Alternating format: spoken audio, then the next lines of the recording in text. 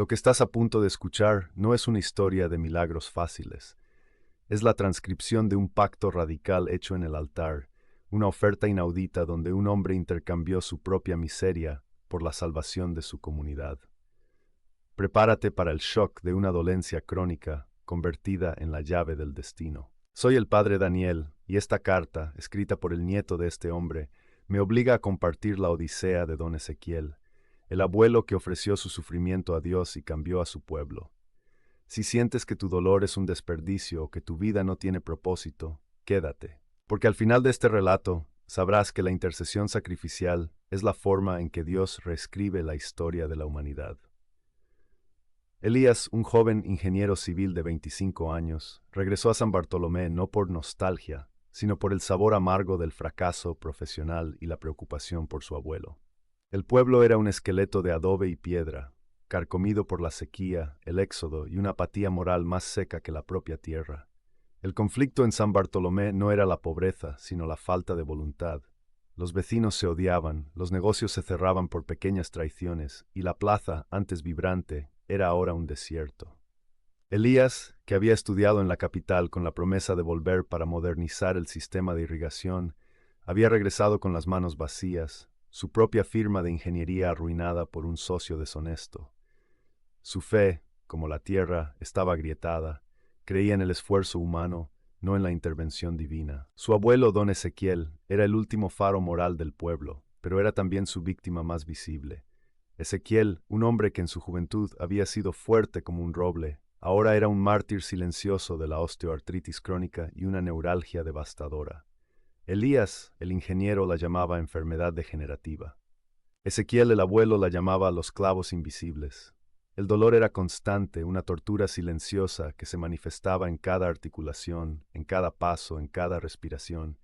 Ezequiel nunca se quejaba, pero su rostro, un mapa de arrugas, siempre reflejaba una agonía que consumía lentamente su luz. Abuelo, dijo Elías, una tarde, mientras ayudaba a Ezequiel a levantarse de su silla de mimbre, tienes que ir a la capital. Un especialista puede darte morfina, algo que te alivie.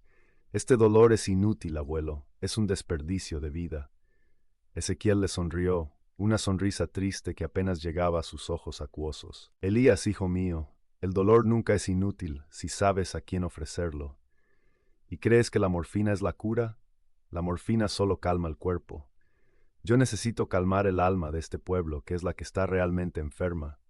El alma del pueblo está enferma por la corrupción y la falta de agua, abuelo, no por falta de fe. Y tu dolor no va a hacer llover, respondió Elías, la frustración punzándole la voz.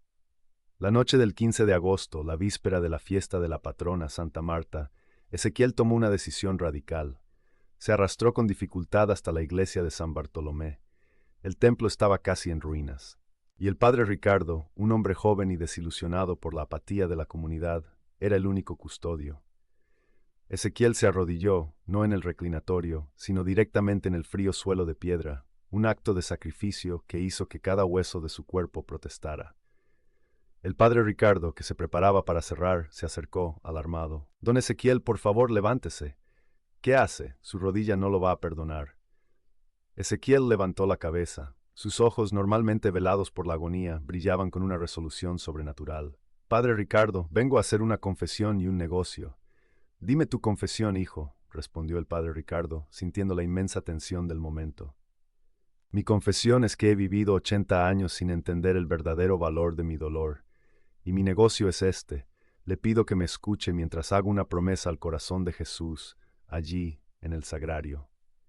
Ezequiel señaló el pequeño tabernáculo dorado que brillaba débilmente. El sacerdote asintió, con el corazón latiéndole fuerte. Ezequiel, con la voz áspera por la pena y el esfuerzo, comenzó su monólogo. Señor de la misericordia, te pido que mires a San Bartolomé. Ves la sequía, ves el rencor, ves la envidia que nos consume. Yo ya no tengo nada para ofrecerte. Perdí mi casa en el incendio, mi esposa murió, mis hijos se fueron por la pobreza. Solo me queda una cosa que es mía, y es lo único que el diablo no me puede robar, mi sufrimiento. La confesión se convirtió en un juramento. Yo sé que mi dolor es inútil para la ciencia, pero no para la gracia. Por eso te prometo esto. Yo acepto el aumento de mi dolor, Señor. te entrego mi neuralgia y mi artrosis, no para que me las quites, sino para que las multipliques si es necesario. Acepto no tomar más calmantes, no quejarme, no maldecir mi suerte. Yo me convierto en el sagrario de ese dolor por mi pueblo.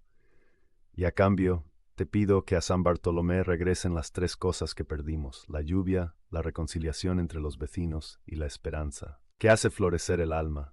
Si cumplo mi parte y mi sufrimiento aumenta, te ruego que tú cumplas la tuya. Ezequiel se derrumbó sobre el suelo, agotado. El padre Ricardo, con los ojos llenos de lágrimas, sintió que había presenciado un martirio espiritual. Le dio la absolución y levantó a Ezequiel, sintiendo el cuerpo del anciano más liviano, y al mismo tiempo más frío que nunca. A partir de ese día, el sufrimiento de don Ezequiel se transformó. Elías, el nieto, lo notó inmediatamente. El abuelo, que antes se quejaba suavemente, ahora no emitía sonido alguno, pero sus ojos estaban fijos, sus manos contraídas en un gesto que era a la vez de agonía y de suprema paz. El dolor no había desaparecido, se había intensificado. Abuelo, ¿qué estás haciendo? Estás sufriendo más que nunca. No has tomado tu medicamento. Esto es autodestrucción, no fe, le gritó Elías, temiendo por la vida del anciano. Silencio, hijo, susurró Ezequiel. Su voz era apenas un hilo, pero tenía la fuerza de la roca. He hecho un negocio con el cielo, y me han cobrado la primera cuota. Ahora solo queda esperar que el pago se vea reflejado en la tierra. Elías, el ingeniero, el hombre de la lógica, no podía soportar esa mística masoquista. Su conflicto con Ezequiel era el conflicto entre la razón y la fe. Él se negaba a aceptar que un dolor inútil pudiera tener un propósito cósmico. Intentó obligar a su abuelo a tomar los calmantes, pero Ezequiel se negaba.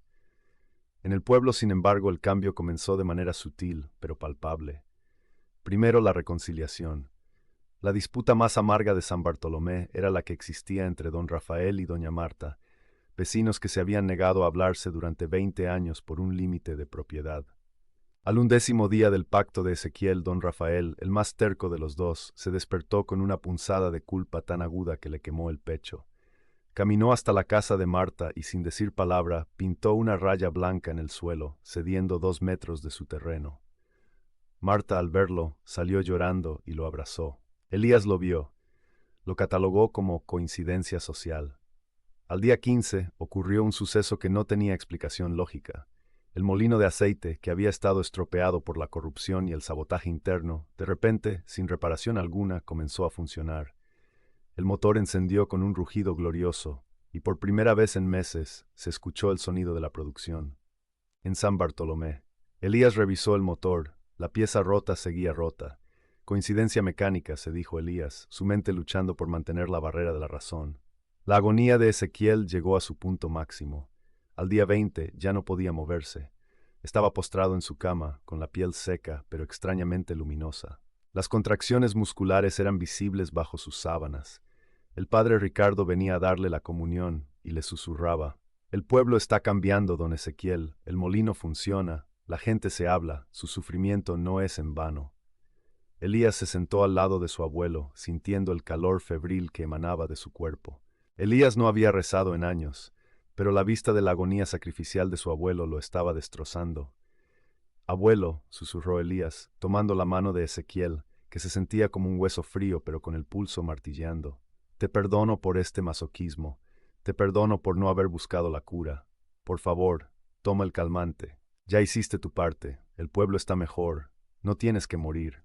Ezequiel abrió sus ojos. Por primera vez en meses el dolor pareció retirarse, dejando una luz pura y gozosa en su mirada. Su voz era un hilo tenue, pero cargado de la sabiduría final. «No me perdonas tú, hijo, me perdonas a ti mismo. El dolor nunca es inútil, Elías. El Señor me pidió que le diera la única cosa que me había quedado. Ahora el pago está casi completo. Solo falta el último regalo». Y en ese instante, el cielo, que había permanecido implacablemente azul y seco durante meses, comenzó a oscurecerse. No con nubes grises de tormenta, sino con una penumbra dorada, extraña y pesada. Elías corrió a la ventana. Vio a la gente de San Bartolomé salir de sus casas, mirando al cielo con una mezcla de terror y asombro. Las gotas comenzaron a caer. No una lluvia violenta, sino un rocío suave y denso, que olía a tierra recién abierta y a la promesa de vida. Era la lluvia que no caía en San Bartolomé desde hacía 3 años. La gente gritó, no de alegría inmediata, sino de una comprensión profunda. La lluvia no era un fenómeno meteorológico, era un acto de gracia. Elías, empapado por el rocío que entraba por la ventana, regresó al lado de su abuelo. Ezequiel sonrió. Su rostro ya no estaba contraído por la neuralgia, estaba radiante. Elías, dijo Ezequiel con su último aliento, la llave de la esperanza no está en la tecnología ni en el dinero, está en la capacidad de transformar tu agonía en una ofrenda. Mi sufrimiento no fue para destruirme, sino para ser el canal del amor de Dios. La lluvia es la última cuota, hijo. Ezequiel cerró los ojos y el último suspiro que exhaló llenó la habitación con un aroma penetrante, a incienso y tierra mojada. Elías se desplomó sobre la cama. El anciano se había ido. Elías no llamó a nadie. Se quedó con su abuelo hasta la mañana. El rocío continuó durante horas, suficiente para empapar la tierra sin causar inundaciones, llenando los pozos y los depósitos. El velorio de Ezequiel fue la primera reunión pacífica y alegre que San Bartolomé había tenido en años. La gente no lloraba al anciano, lo celebraba. Hablaban de la lluvia, del molino, de la paz que había regresado. Entendían sin palabras que el sacrificio de Ezequiel había sido la semilla. Elías, el ingeniero que creía en los datos, ahora creía en la metafísica del dolor. Regresó a su fracasado proyecto de irrigación. Ya no lo abordó con soberbia científica, sino con la humildad del siervo. Usó el dinero que le quedaba para comprar semillas y herramientas, no para un gran sistema, sino para pequeños pozos comunitarios, enseñando a la gente a colaborar. Un año después, San Bartolomé era un pueblo diferente. La prosperidad había regresado, no por un golpe de suerte, sino por la reconciliación y el trabajo duro, impulsado por una nueva esperanza. Elías, al finalizar el trabajo, se encontró con el padre Ricardo. Padre, dijo Elías, su voz cargada de la paz que había buscado. El sistema de irrigación funciona. Científicamente está justificado. Pero yo sé que mi abuelo pagó el precio de la primera gota. Su dolor fue el único capital que necesitábamos. Ahora entiendo que el sufrimiento es el único bien que podemos ofrecer sin reservas, la única moneda que no se devalúa.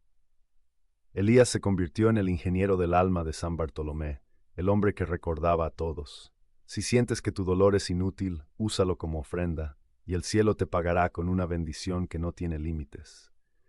La historia de don Ezequiel nos enseña la lección demoledora y esencial que la Iglesia ha olvidado a menudo. El sufrimiento, cuando se ofrece, se transforma de un castigo en una fuente de gracia. Elías, el ingeniero, aprendió que la ciencia cura el cuerpo, pero el sacrificio cura la comunidad. Tu dolor no es un desperdicio, querido hermano. Es una moneda de oro puro que el cielo está esperando para cambiar el destino de tu familia, tu matrimonio o tu pueblo. ¿Cuál es tu clavo invisible que estás malgastando en quejas? ¿Estás dispuesto a hacer un pacto radical con el cielo, ofreciendo tu sufrimiento por un propósito mayor? No vivas tu dolor en vano. Busca el altar de tu corazón. Si esta historia te ha dado la fuerza para transformar tu agonía en ofrenda, te pido, comparte este video con alguien que sufre en silencio y cree que su dolor no tiene sentido.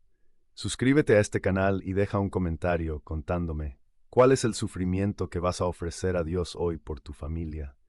Que la gracia de don Ezequiel te sostenga.